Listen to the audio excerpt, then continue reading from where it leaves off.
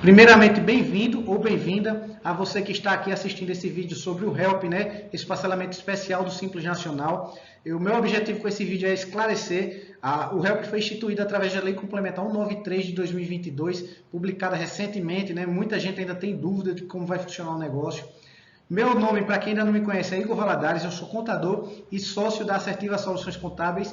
E o que eu peço de antemão é que vocês curtam esse vídeo, tá certo? Isso vai ajudar com que ele chegue a mais pessoas. E, obviamente, ao chegar no final do vídeo, se gostaram, comentem alguma coisa, compartilhem com seus amigos, seus familiares. Se não gostaram, tirem a curtida, mas não deixem de curtir agora, para não esquecer, tá bom, pessoal? Vamos lá à apresentação do que é o HELP. Então, primeiramente, quem pode aderir ao HELP, tá certo? Então, são as microempresas, tá bom, pessoal? Microempreendedores individuais, microempresas e também as empresas de pequeno porte, optantes, obviamente, pelo Simples Nacional, tá certo? Ainda que essas empresas estejam em processo de recuperação judicial. O prazo para adesão do HELP até o dia 29 de abril de 2022, que é o último dia útil do mês seguinte, tá certo? Para quem está assistindo o vídeo agora em março. Quais débitos são abrangidos? Então, como eu falei, os débitos fazendários e previdenciários. Lembrando que os débitos agora apurados em fevereiro de 2022 também podem fazer parte, tá certo? Ali do novo parcelamento. Então, débitos mais antigos até a competência de fevereiro de 2022 podem ser incluídos no novo parcelamento. Mas nem tudo são flores, pessoal. Então, a adesão em HELP existe algumas implicações. Quais são essas implicações? Primeiramente, os débitos ali inseridos no novo parcelamento, você fará de maneira direta ali, automática, uma confissão irrevogável, tá certo? Irretratável daqueles débitos. Igor, na prática, o que isso significa? Significa que se em um momento posterior você perceber que de repente você apurou de maneira errada aqueles débitos das competências anteriores e descobrir, por exemplo, você declarou à Receita Federal mais dívidas, mais débitos do que realmente você devia, né? Um imposto a pagar maior do que de fato vocês deviam, ainda assim você não conseguirá mais ajustar isso, tá certo? Retificar isso, porque você confessou de maneira irrevogável e irretratável, pelo menos não de maneira administrativa. Se você quiser em um segundo momento brigar judicialmente, aí é uma outra história sem nenhuma garantia, né? Porém, administrativamente, você não terá mais nenhum direito de retificar aquele débito declarado, beleza? Segundo, a aceitação plena e irretratável pelo sujeito passivo na condição de contribuinte ou responsável das condições estabelecidas nesta lei complementar. E a gente vai listar aí quais são as condições, tá certo? O dever de pagar regularmente as parcelas dos débitos consolidados no HELP e os débitos que venham a vencer a partir da data de adesão ao HELP, inscritos ou não em dívidas, tá certo? Então tem o dever de pagar regularmente após, né, feito ali o parcelamento, é um dever do contribuinte. O cumprimento regular das obrigações para o Fundo de Garantia, né, o FGTS. Então, tem que ficar de olho aberto aí e não deixar de pagar o FGTS dos trabalhadores após a adesão ao HELP, tá bom?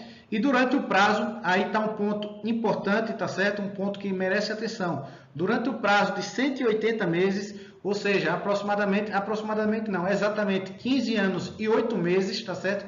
Contado a partir do mês de adesão do HELP, o contribuinte ele está proibido de aderir a novos parcelamentos, tá certo? Então, obrigatoriamente, a partir desta data de corte, o contribuinte tem que realmente agora se organizar perante o fisco, tá certo? Perante a Receita Federal, quanto aos seus débitos, porque ele não vai poder realizar mais um novo parcelamento durante esse período de 15 anos e 8 meses. É um período ali bacana, né, pessoal? Período de comparação de faturamento. Igor, o que significa isso? Vocês vão entender mais para frente, mas o HELP ele tem umas regrinhas e para isso ele vai fazer uma comparação entre o faturamento de março a dezembro de 2019, tá certo? E o período de março a dezembro de 2020, justamente quando foi instituída ali a lei de emergência, né? Devido à questão da pandemia. Então, o período que corta ali de março a dezembro de 2020, um período ali que a gente já estava na pandemia, ele vai servir de comparação com o mesmo período do ano anterior, de março a dezembro de 2019. Bom, pessoal, então voltando ali para aquele período comparativo, março a dezembro de 2019 versus março a dezembro de 2020, se a sua empresa não teve nenhuma redução, ou mesmo se ela teve um aumento de faturamento, você também pode aderir ao HELP. Porém, as suas condições são uma entrada de 12,5% sobre o débito total, tá certo? Pelo menos os débitos incluídos no HELP, você vai poder selecionar quais os débitos você vai querer adicionar ali ao HELP, tá bom? 12,5% sobre esse débito total e o saldo remanescente terá uma redução de 65% dos juros de mora e da multa de mora, tá certo? E uma redução de 75% ali dos encargos legais, dos honorários advocatícios para aqueles débitos que já foram inscritos na dívida ativa, beleza? Se a sua redução, se você teve uma redução de 15%, né, se comparado o faturamento março a dezembro de 2019 com o faturamento março a dezembro de 2020, se houve essa redução de 15% no seu faturamento, a sua entrada passa a ser de 10% e haverá uma redução sobre o saldo remanescente de 70% dos juros e multa de mora e de 80% dos encargos legais. Se a redução foi de 30%, a entrada é de 7,5% do débito total e haverá sobre o saldo remanescente uma redução de 75% dos juros e multa de mora, né? E de 85% dos encargos legais. Se a redução foi de 45%, então a entrada é de 5% e o saldo remanescente tem uma redução de 80% dos juros de multa, tá certo, de mora, e 90% dos encargos legais. Se a redução foi de 60%, a entrada é de 2,5%. E haverá sobre o saldo remanescente uma redução de 85% dos juros e multa de mora e 95% dos encargos legais. E, por fim, se a sua redução de faturamento foi de 80% ou até mesmo você fechou a sua empresa, né?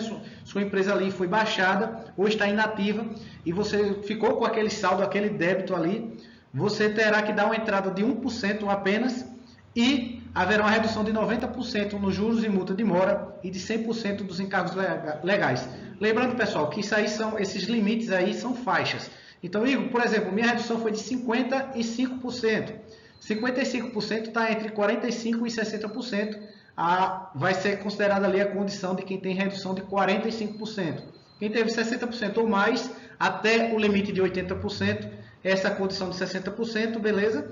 E quem teve uma redução de 80% até mais, até mesmo inativar a empresa, se enquadra ali nessa última condição. Beleza, pessoal? Ficou claro? Então vamos aí para a parte 2 das condições. Primeiro, a entrada será parcelada, tá bom? Não vai ser uma entrada em parcela única. Parcelada em até 8 vezes, na verdade parcelada em 8 vezes de parcelas mensais ali, né?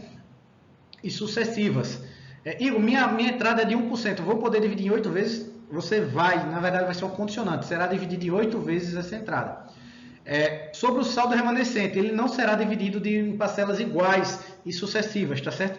Tem ainda uma regra que também facilita a vida para o contribuinte, tá certo?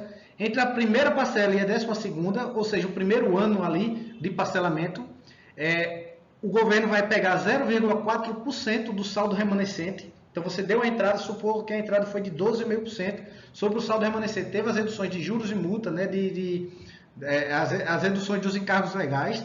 E ainda assim, sobre esse saldo remanescente, o governo vai pegar 0,4%, o que sobrar vai ser dividido entre as 12 primeiras parcelas, beleza? Entre a parcela 13ª e a 24ª, o governo vai pegar 0,5% do saldo remanescente e vai dividir de maneira igual ali as parcelas. Entre a 25ª parcela e a 36ª, o governo vai pegar 0,6% do saldo remanescente e dividir. E aí sim, o restante do saldo remanescente será dividido entre a 37ª parcela até a parcela 144, né, em parcelas iguais e sucessíveis. Tá certo, pessoal? Igor, eu não entendi porque até a 144. Porque se você somar todas as parcelas, inclusive com a entrada ali, você vai ver que o total de parcelas dá 188 parcelas, que é o limite máximo ali do parcelamento do HELP. Então imagine que durante os 3 primeiros anos, você vai pagar um valor bem menor, né, do que o total do seu débito. Você vai pegar o débito da entrada, reduzir juros e multa e ainda assim vai dividir em décimos de percentuais, né, ali os 3 primeiros anos. Vai ser um valor bem baixo, tá certo, pessoal? Para a grande maioria dos contribuintes. Outra condição é que o valor mínimo da parcela é de R$ 50 no caso do MEI e de R$ 300 para as empresas. de ME e EPP. Igor, como assim? Vamos supor que ao dividir nas 188 parcelas totais ali, a parcela deu R$ 297, não pode. Então vai reduzir um pouco o número de parcelas de modo que a parcela seja R$ 300 ou superior, tá bom, pessoal? E existe uma diferença ali para os débitos de origem previdenciária, né? Ele não poderá ser dividido em 188 parcelas, será dividido em no máximo 60 vezes. Lembrando que também vale a questão da entrada a entrada também ser dividida em 8 vezes. Tem a entrada em 8 vezes e o restante dividido desde que o total dê ali 60 vezes, tá bom? Para os débitos previdenciários, INSS.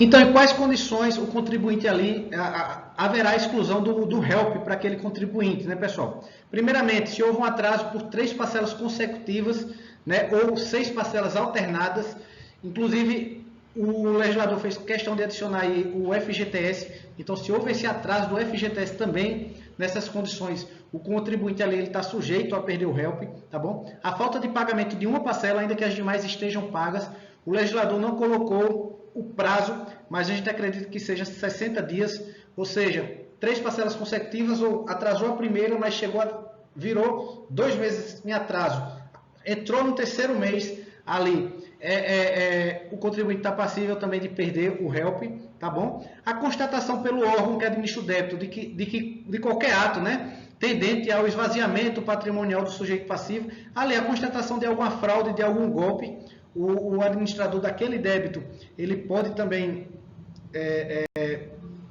excluir o contribuinte ali do HELP. Então, continuando, se a empresa ela faliu, né, ou mesmo ela foi extinta, baixou, obviamente, ela será excluída ali do HELP, né? Se houver uma concessão de medida cautelar fiscal em desfavor do aderente, ou seja, aquela empresa ela está cometendo sonegação fiscal, foi ali, há uma medida cautelar tributária fiscal, aquela empresa ali, ela, diga-se de passagem, não é digna, né, de aderir a essa condição especial, a esse parcelamento do HELP, ela perderia o HELP. E por fim, se o CNPJ ele não for baixado, né, não for extinto, porém ele ficar na condição de inapto. Isso ocorre, por exemplo, se o dono da empresa ele abandonou a empresa, deixou lá, só está pagando a dívida dele ali, não quer ficar com débito, porém abandonou a empresa. O abandono da empresa e a falta de entrega das obrigações acessórias, que são as declarações, ele é motivo para que o CNPJ fique inapto, tá certo? A ausência de declarações, ele torna o CNPJ inapto e o dono ali pode perder, o sócio pode perder o HELP, tá bom, pessoal? Então é isso, pessoal. Espero ali ter conseguido dar uma clareada. Se vocês ainda se tiverem alguma dúvida sobre esse parcelamento, tá aí os meus contatos, o WhatsApp, meu e-mail, o Instagram, o meu e do meu escritório. Vocês podem entrar em contato, que é sempre um prazer aí a gente conseguir de alguma maneira ajudá-los, tá bom? Até o próximo vídeo. Até mais.